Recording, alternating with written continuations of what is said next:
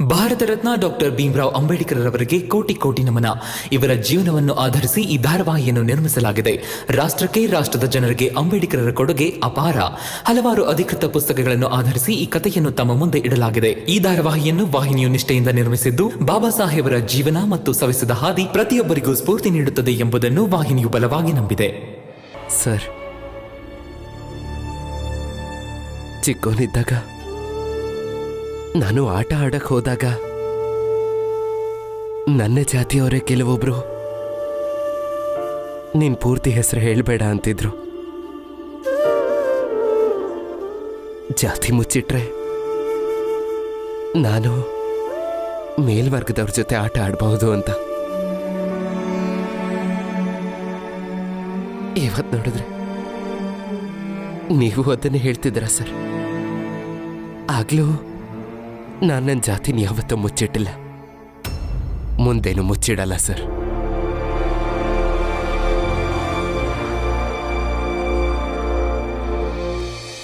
ಆಗೇನೋ ಅವ್ರು ಕೊಡ್ತಿದ್ದ ಸಲಹೆಗಳನ್ನ ಅರ್ಥ ಮಾಡಿಕೊಂಡು ಅದನ್ನು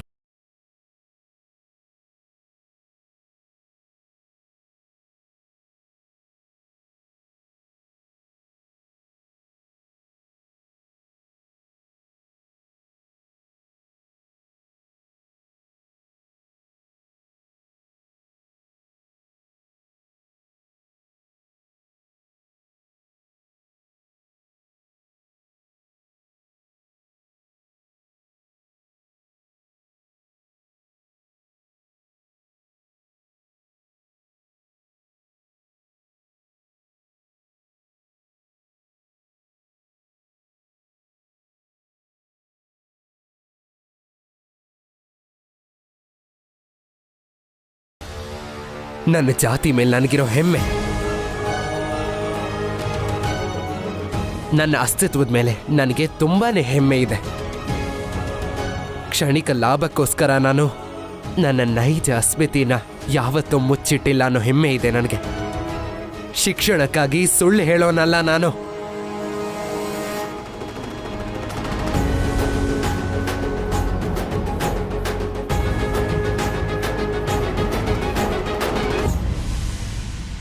ದಯವಿಟ್ಟು ಕ್ಷಮಿಸ್ಬಿಡಿ ಸರ್. ನನ್ನ ಗುರುಗಳ ಸಿಲೆಬಸ್ಗಳು ಇವತ್ತಿಗೆ ಮುಗಿದೋಯ್ತು. ಇಷ್ಟು ಬೇಗ ಪರವಾಗಿಲ್ಲ ಸರ್, ಓದ್ತೀನಿ, ಕಷ್ಟಪಟ್ಟು ಓದ್ತೀನಿ.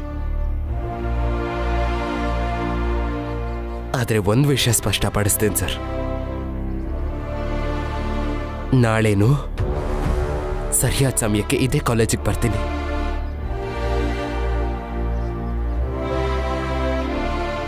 ಇವ್ರು ನನಗೆ ಪಾಠ ಮಾಡಲಿ ಇಲ್ಲ ಬಿಡ್ಲಿ,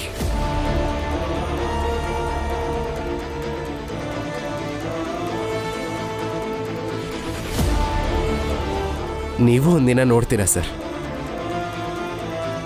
ಮುಂದೆ ನನ್ನ ಜಾತಿಯ ಯಾವುದೇ ಮಗುವಿಗೂ ವಿದ್ಯೆಗೋಸ್ಕರ ಇಷ್ಟು ಕಷ್ಟಪಡೋ ಅವಶ್ಯಕತೆ ಬೀಳಲ್ಲ.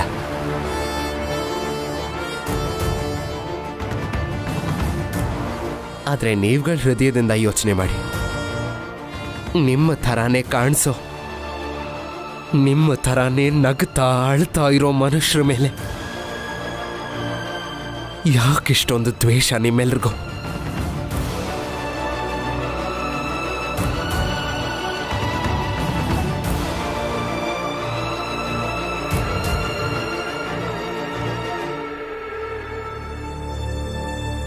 ಭೀಮರಾವ್ ಹೇಳಿದ್ರ ಬಗ್ಗೆ ನೀವೆಲ್ಲರೂ ಒಂದ್ಸಲ ಯೋಚನೆ ಮಾಡೋದು ಒಳ್ಳೇದು.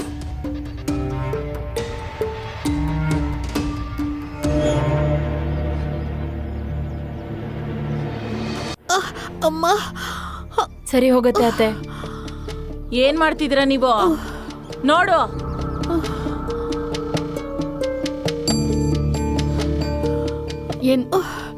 ಏನಾಯ್ತು ಜೀಜಾಬಾಯ್? ನೋಡು, ನಿನ್ ಸೊಸೆ ಪಾಪ ಬಿದ್ದು ಹೋಗಿದ್ದಾಳೆ. ಇಷ್ಟು ನೋವು ಅನುಭವಿಸ್ತಾ ಇದ್ದಾಳೆ. ನೀನ್ ನೋಡಿದ್ರೆ ಹೊರಗಡೆ ಹರಟೆ ಹೊಡಿತಾ ಇದ್ಯಾ? ಬಂದು ಸೊಸೆಗ್ ಸೇವೆ ಮಾಡು. ಅಯ್ಯೋ, ನಾವಿದೀವಲ್ಲ, ನೀವು ಅತ್ತೆಗೆ ಯಾಕೆ ತೊಂದರೆ ಕೊಡ್ತಿದ್ದೀರಾ? ನೀವಿಬ್ರು ನಿಮ್ಮ ಅತ್ತೆಗೆ ಸೇವೆ ಮಾಡಿ, ಮೀರಾ ಮನೆ ಕೆಲಸ ಮಾಡ್ಲಿ. ಗೌರವ ಕೊಟ್ಟು ಮಾತಾಡಿ. ನೀನ್ ನನಗ್ ಮರ್ಯಾದೆ ಹೇಳ್ಕೊಡ್ತೀಯಾ? ಜೀವನ ಪೂರ್ತಿ ಗಂಡನ್ ಬಿಟ್ಟು ಇಲ್ಲಿ ಬಿದ್ದಿರೋಳ್ ನೀನು. ನಿನಗೆಂತ ಗೌರವನೇ? ನೀವ್ಯಾರು ನನ್ನ ಕೇಳೋಕೆ? ನನಗೆ ಕೇಳೋ ಹಕ್ಕಿದೆ. ನೋಡಿ, ನೀವು ನಮ್ಮ ಅತ್ತೆ ಹತ್ರ ಹೀಗೆಲ್ಲ ಮಾತಾಡ್ಬೇಡಿ. ನೋಡು ರಮ, ನಿಮ್ಮತ್ತೆ ಪ್ರಶ್ನೆ ಕೇಳಿದಾಳೆ, ನಾನು ಅದಕ್ಕೆ ಉತ್ತರ ಕೊಡ್ತಾ ಇದ್ದೀನಿ. ಕೇಳೋ ಹಕ್ಕಿದೆ ನನಗೆ. ನೀನ್ ಈ ಮನೇಲಿ ಇಲ್ದೇ ಇದ್ದಿದ್ರೆ ರಾಮ್ಜಿ ಜೀಜಾಬಾಯಿ ಮಧ್ಯೆ ಒಳ್ಳೆ ಸಂಬಂಧ ಬೆಳೀತಿತ್ತು. ರಾಮ್ಜಿನ ಎತ್ತು ಕಟ್ಟಿರೋದು ನೀನೇ ಅಂತ ನನಗೆ ಚೆನ್ನಾಗಿ ಗೊತ್ತು. ಈ ಮನೇಲಾಗ್ತಿರೋ ಎಲ್ಲ ಅಪಶಕ್ನಕ್ಕೂ ನೀನೇ ನೇರವಾಗಿ ಕಾರಣ. ಇನ್ನಿ ರಮಾ ಭೀಮಾ ಯಾರ ಮಾತು ಕೇಳಲ್ಲ, ಚೆನ್ನಾಗಿ ಕೊಪ್ಸಿ ಕೂಡ್ಸಿದ್ಯಲ್ಲ. ಜೀಜಾಬಾಯಿ ಜೀವನ ಹಾಳಾಗೋದಿಕ್ಕೆ ನೀನೇ ಕಾರಣ. ಯಾರಿಗ್ ಗೊತ್ತು, ಆ ಭೀಮಾಬಾಯಿನೂ ನೀನೇ ಕೊಂದಿರ್ತೀಯ. ಶಗುನ ಬಾಯ್,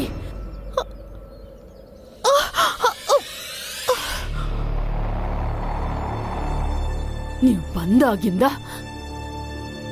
ನಾನು ಹೇಳ್ತಾನೆ ಇದ್ದೀನಿ, ಅತಿಥಿಯಾಗಿ ಬಂದಿದ್ದೀರಾ, ಅತಿಥಿಯಾಗಿ ಇರಿ ಅಂತ.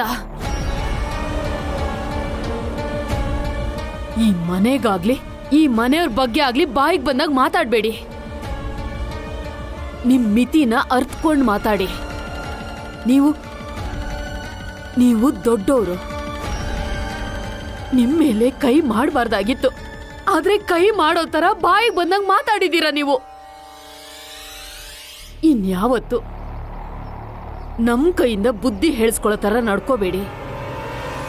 ಇನ್ನಾದ್ರೂ ಅರ್ಥ ಮಾಡ್ಕೊಳ್ಳಿ.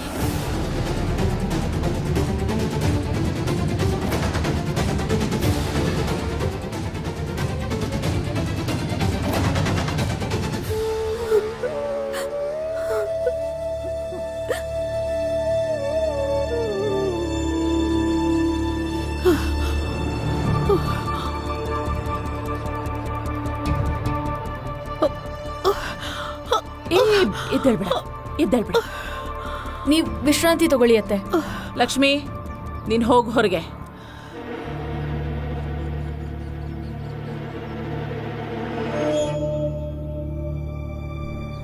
ಅತ್ತಿಗೆ, ಈ ಏಟಿಗೆ ಎದುರೇಟು ಕೊಡ್ಲೇಬೇಕು. ಎಲ್ಲ ಏಟ್ಗೂ ನಿಂತಲ್ಲೇ ಎದುರೇಟ್ ಕೊಡಕ್ಕಾಗಲ್ಲ. ಈ ಏಟ್ನ ನಾನ್ ಎಲ್ಲಿ ಬೆಳೆಸ್ತೀನಿ ಅಂದ್ರೆ, ಅದೆಷ್ಟು ಬೆಳೆಸ್ತೀನಿ ಅಂದ್ರೆ, ಮೊದಲನೇ ಸಲ ನಿನ್ನ ಮನೆಯವರೆಲ್ಲ ನಿನ್ನ ಮುಂದೆ ಮಂಡಿ ಊರೋ ತರ ಮಾಡ್ತೀನಿ.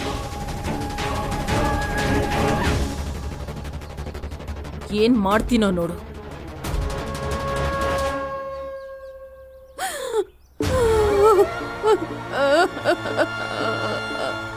ಅತ್ತೆ, ಸಮಾಧಾನ ಮಾಡ್ಕೊಳ್ಳಿ.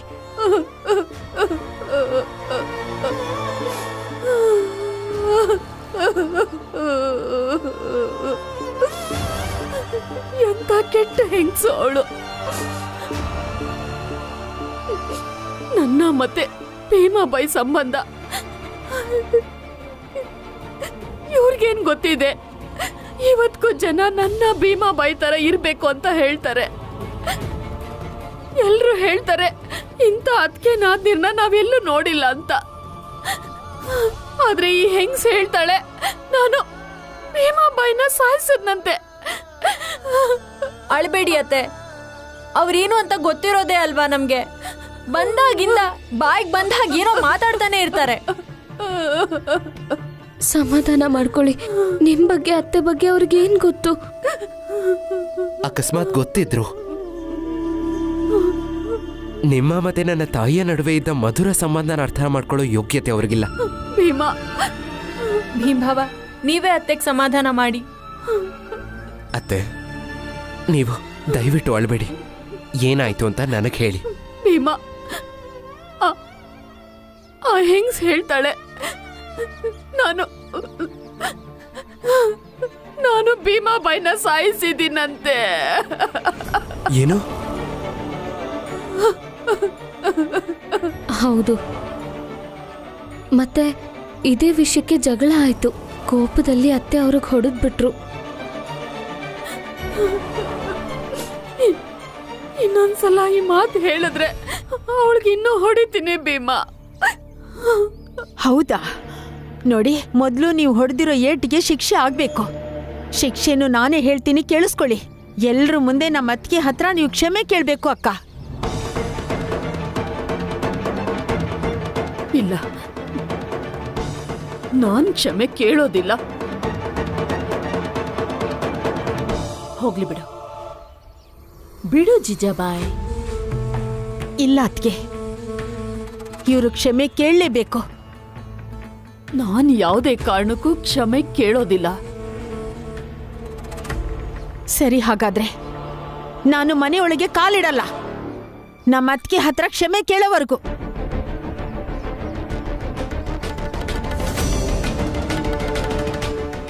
ಅತ್ತೆ, ನೀವೊಳಗೆ ನಡೀರಿ. ಎದ್ದೇಳಿ, ಬನ್ನಿ ಮನೆಗೆ ನನ್ನ ಜೊತೆ. ಇರು ಭೀಮಾ, ಎಲ್ರು ಹೇಳ್ತಾರೆ ನೀನೇನೋ ದೊಡ್ಡ ನ್ಯಾಯ ಮಾಡ್ತೀಯಾ ಅಂತ. ಈಗೇನಾಯ್ತು? ಒಳಗಡೆ ನಡಿ ಅಂತಿದ್ಯಾ?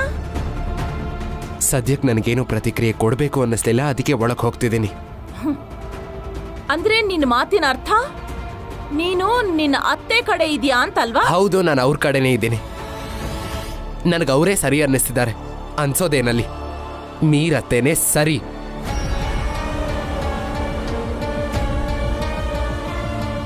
ನೀವು ಒಳಗೆ ಬನ್ನಿ ಅತ್ತೆ. ರಮಾ, ಅತ್ತೆನ ಕರ್ಕೊಂಡು ಒಳಗೆ ಬಾ. ಒಳಗೆ ಹೋಗೋಣ ಬನ್ನಿ.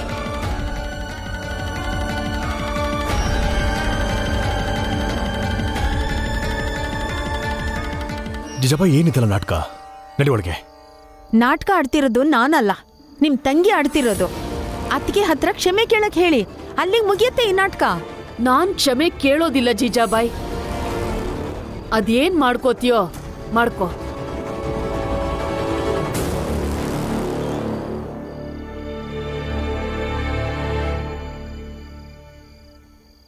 ತಗೊಳ್ಳಿ, ಮೊದಲು ಊಟ ಮುಗಿಸಿ ಆಮೇಲೆ ಓದ್ಕೊಳ್ಳಿ. ಉಳ್ದವ್ರು ಏನು ಬೇಕಾದರೂ ಮಾಡ್ಕೊಳ್ಳಿ, ನಾನು ನೋಡ್ಕೋತೀನಿ.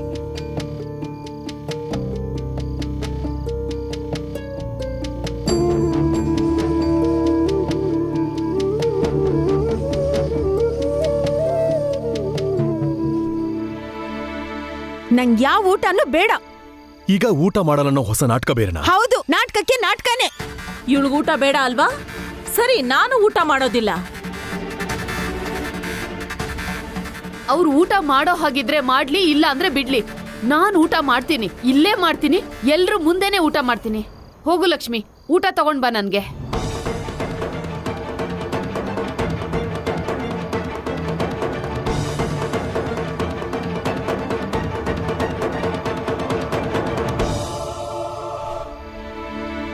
ಅತ್ತೆ, ಅತ್ತೆ ಒಳಗ್ ಬಂದು ಊಟ ಮಾಡಿ. ನೀವು ಕೂಡ ಅತ್ತೆ, ಬಿಟ್ಬಿಡಿ ಈ ಹಠಾನ. ಸ್ವಲ್ಪನಾದ್ರೂ ಊಟ ಮಾಡಿ ಅತ್ತೆ. ರಮಾ, ಲಕ್ಷ್ಮಿ, ಇದು ದೊಡ್ಡೋರ್ ಮಧ್ಯೆ ನಡೀತಿರೋ ಮಾತುಕತೆ. ಯಾರ್ ಪರವಾಗೂ ಮಾತಾಡ್ದೆ ಈ ವಿಷಯಕ್ಕೆ ನೀವು ತಲೆ ಹಾಕದೆ ಇದ್ರೆ ತುಂಬಾ ಒಳ್ಳೇದು. ಭೀಮಾಬಾಯಿ ನನ್ ಕಾರಣದಿಂದನ ಸತ್ತಿದ್ದು. ಈ ಹೆಂಗ್ಸು ಏನೇನೋ ಬಾಯಿಗೆ ಬಂದಂಗ್ ಮಾತಾಡ್ತಿದೆ. ನಾನ್ ಭೀಮಾಬಾಯಿನ ಸಾಯಿಸಿದ್ನಂತೆ. ನಾನ್ ಊಟ ಮಾಡ್ತೀನಿ. ಲಕ್ಷ್ಮಿ, ಹೋಗು, ನನ್ಗೆ ಊಟ ತಗೊಂಡ್ ಬಾ.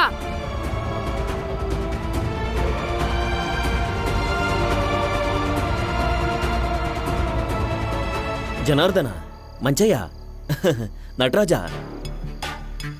ಇದೊಂಥರ ವಿಚಿತ್ರ ಮನೆ ಅಲ್ವಾ? ಒಬ್ರು ನೋಡಿದ್ರೆ ಊಟ ಮಾಡಲ್ಲ ಅಂತಿದ್ದಾರೆ, ಇವ್ರು ನೋಡಿದ್ರೆ ಊಟ ಮಾಡ್ತೀನಿ ಅಂತಾರೆ.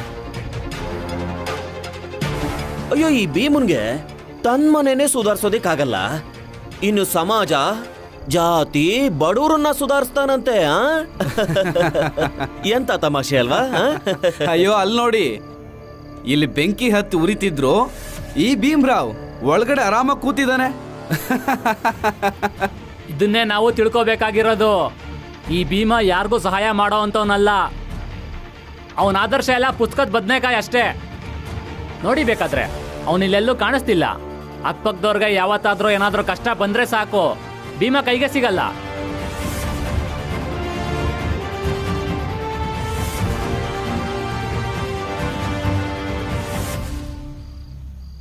ಅತ್ತೆ, ತಗೊಳ್ಳಿ ಅಕ್ಕ, ಊಟ ಬಂತು ನಿಮ್ಗೆ. ಇನ್ನೇನಾದ್ರೂ ತಂದ್ಕೊಡ್ಲಾ ಅಥವಾ ಇಷ್ಟೇ ಸಾಕಾ? ಬೇಕಾದ್ರೆ ನನ್ ಬದ್ಲು ನಮ್ಮ ಅತ್ತಿಗೆ ಬದ್ಲು ಇಬ್ರು ಬದ್ಲೂನು ನೀವೊಬ್ರೇ ಕುತ್ಕೊಂಡು ಊಟ ಮಾಡಿ. ಅಯ್ಯೋ ಮೀರಾಬಾಯಿ ಕಣೆ ಇವಳು, ಕಂಡೋರ್ ಜವಾಬ್ದಾರಿನೂ ತಗೊಂಡಿರೋಳು ಇವಳು. ಇನ್ನು ತನ್ನ ಊಟ ತಾನ್ ಮಾಡಲ್ವಾ? ಮಾಡ್ತಾಳ್ ಬಿಡು.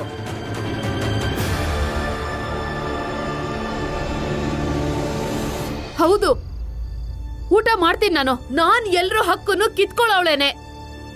ನಾನ್ ಕೆಟ್ಟವಳು ತಾನೆ? ನಾನ್ ತುಂಬಾ ಕೆಟ್ಟವಳು. ಇಲ್ಲ ಅತ್ತೆ,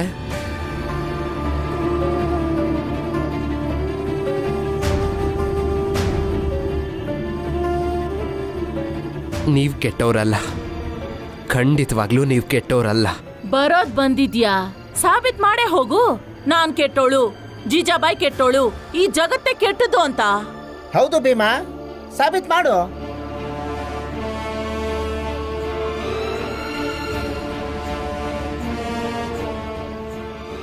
ಇವತ್ತು ಕಾಲೇಜಲ್ಲಿ ನನಗೊಂದು ಪತ್ರ ಕೊಟ್ರು. ನಮ್ಮ ಕಾಲೇಜ್ನ ಬಿಟ್ಟು ಬೇರೆ ಕಡೆ ಹೋಗು ಅಂತ ಹೇಳಿದ್ರು. ಬೇರೆ ಕಾಲೇಜಲ್ಲಿ ನಿನ್ನ ಜಾತಿ ಮುಚ್ಚಿಟ್ಟು ಅಡ್ಮಿಷನ್ ಮಾಡಿಸ್ಕೊಂಡ್ರು.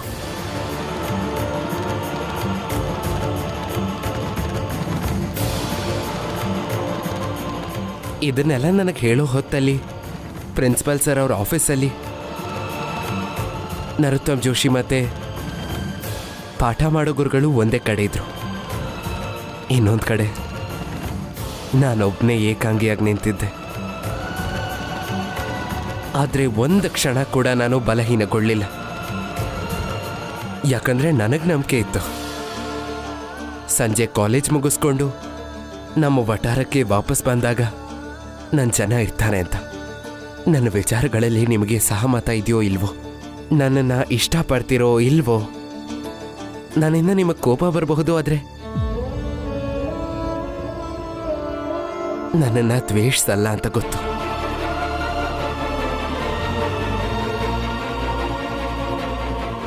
ನೀವು ನನಗೆ ಹತ್ರವಾದವರು ಅಂತ ನನಗೆ ಹೇಗೆ ಅನ್ಸುತ್ತೋ ಅದೇ ರೀತಿ ನಿಮಗೂ ಅನ್ಸುತ್ತೆ ಅಂತ ನಾನು ನಂಬಿದ್ದೀನಿ.